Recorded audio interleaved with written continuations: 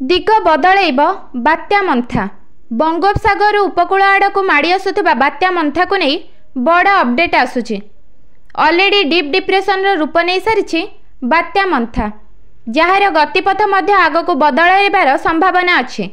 IMD सूचना अनुसार आंध्र प्रदेश मछलीपट्टनम और कलिंगपट्टनम ठारे लैंडफॉल करिब बात्या मंथा, किंतु जदि दिग परिवर्तन हुए यह दक्षिण ओडिशा रे मध्य माड़ हो पारे।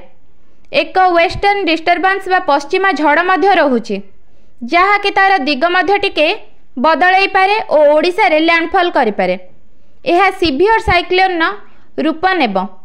एथिपाई आगुआ सतर्कता पाई समस्त सरकारी कर्मचारी मानकर छुट्टी बातिल करा जायछि और उपकूलवर्ती अंचल रे सतर्कता जारी करा जायछि।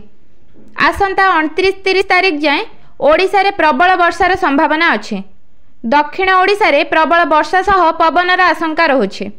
मालकानगिरी, नवरंगपुर, रायगड़ा, गंजाम, कलाहांडी, कोरापुट जिला को रेड वार्निंग घोषणा करा जायछि। आसंता काली ठारू वर्षा जारी रहिबो। 11 सेंटीमीटर पर्यंत वर्षार संभावना रहुछि।